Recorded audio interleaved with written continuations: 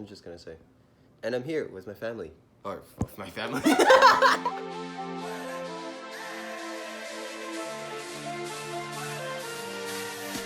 It's been so long, climbing to the top of life. What's going on? Just find out about the spot. Boom, boom, boom. Show me what you got. Let's have some fun, fun, fun. Words not enough, babe. Just get started. That's an arty. Good morning, the kid is really on it. Sun is coming through. I'm hot and I'm flowing it. Giving you the flow, the latest for the sport. I'm saying what it is. Like Put your stick away.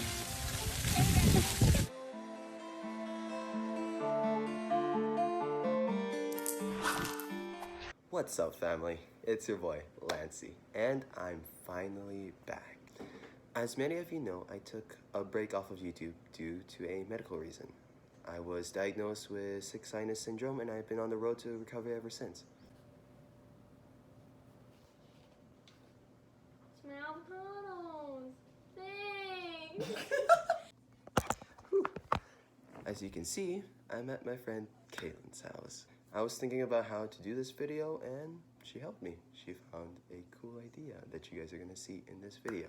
So, before we get into the video, just a fair warning, this video might get a little educational and a little bit serious. So, I hope you guys don't fall asleep. Let's go. Hello, welcome to my Draw My Life. Well, more like my Draw My Condition. Before we start, I would like to explain a couple things. When I left YouTube for a bit, I didn't really give you guys a reason for it. I was having a lot of health issues and I told no one about it. They had been going on for the past year, but in the last 6 months, things escalated. It's been a pretty chaotic year, but I'm finally ready to open up and address your concerns. I'm going to start off from the beginning when the symptoms first started to appear. A year ago, I was hanging out with some friends and we were having lunch at Denny's. I went to get up to use the washroom when all of a sudden I felt lightheaded. I stumbled a bit, but brushed it off. When my friends asked me what was wrong, I just told them I must have gone up too fast. But it wasn't. This was when the symptoms started. A couple weeks after that, I started to get dizzy more often, but not frequent enough that I would call it usual though. So I called them my episodes. I thought they were pretty strange, but I never thought too much about them. I wasn't too concerned because, after all, I was young and these episodes never really harmed me, so I left it alone. Plus, these episodes ended as fast as they came, so what could I do, you know? A couple months later, I had my first faint. I had been stressed in that time period due to the many events I was attending. With a busy schedule and barely enough sleep, I was very tired. While I was getting ready to leave my hotel room, I felt a rush of lightheadedness, but I brushed it off. However, after taking a couple steps away from the door, I blacked out. I woke up a few seconds later, confused, and it took me a couple minutes to realize what had happened. After I calmed myself down, I thought about it and came to the conclusion that it was just because of my stress and lack of sleep. So I thought nothing of it and headed out of the building acting like nothing happened. For the next week, I didn't have any of my lightheaded episodes. It felt normal, like I was just going through my everyday life. But how wrong I was. That next week, I had another fainting episode. I was at home and I was editing one of my videos. I went to go to the washroom and did my, business. After I was done, I went to go wash my hands. However, I felt like everything was starting to go dark, and before I knew it, everything went black. I then woke up in a position where my upper body was in the bathtub and lower half outside. My toilet and bathtub were right beside each other, so I must have passed out after I flushed. This time I was more concerned. This had been the second time already. Thinking back on it, I think I just brushed these symptoms off for so long because I was afraid. Afraid of having something seriously wrong with me that would affect my whole life. But I eventually put my big boy pants on and went to see the doctor. He asked me a few questions and I told him my problems, including the fainting and dizziness. He first checked my blood pressure and noticed that it was considerably high. So he then put me through 4 tests, the first one being the ECG. This is where they find my heart rate by detecting electrical signals through my body. After that, they took my blood and tested it to see if I had an iron deficiency, where I would be diagnosed with anemia.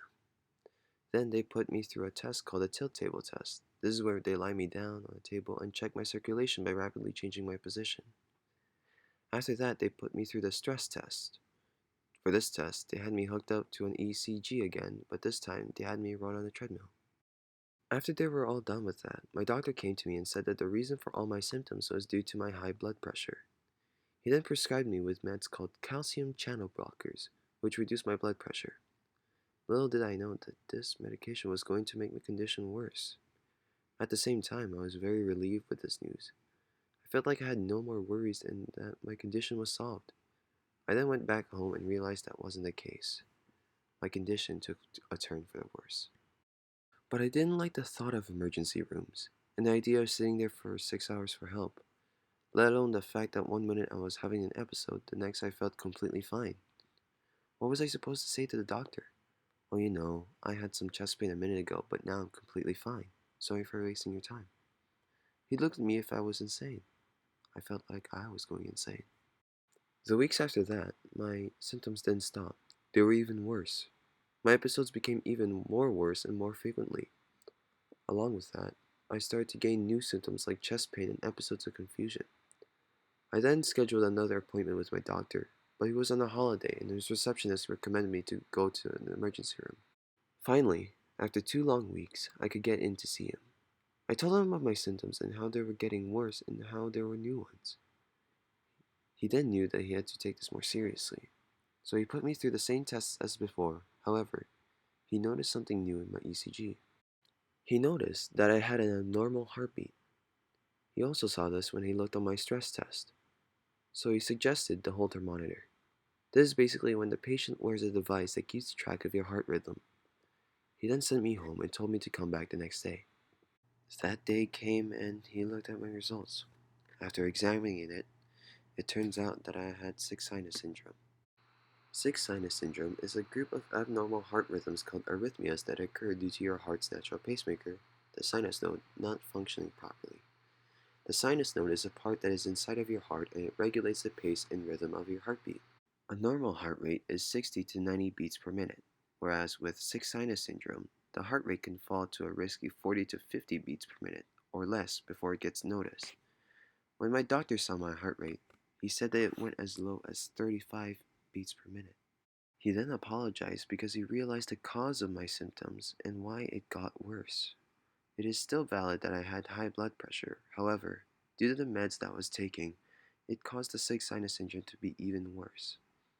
I understood him and I forgave him. We then started on a topic about a pacemaker.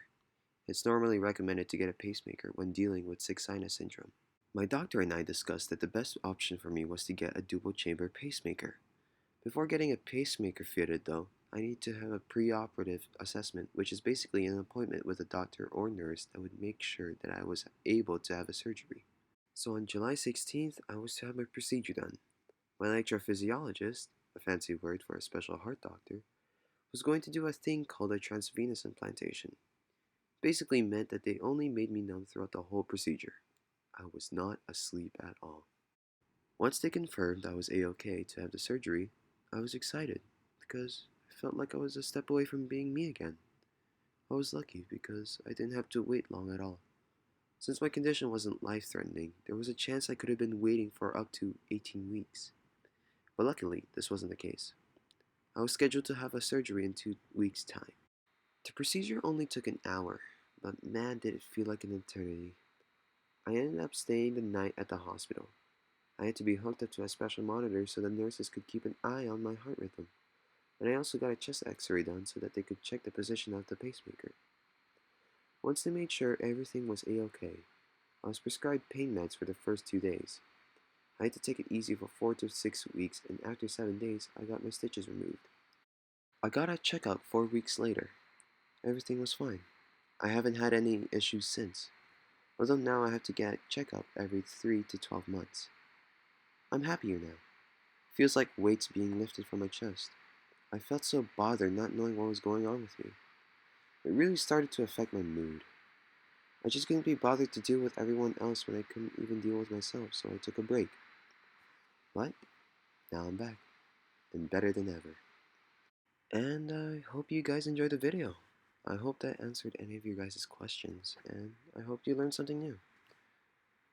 And I'll see you guys in the next video. Peace.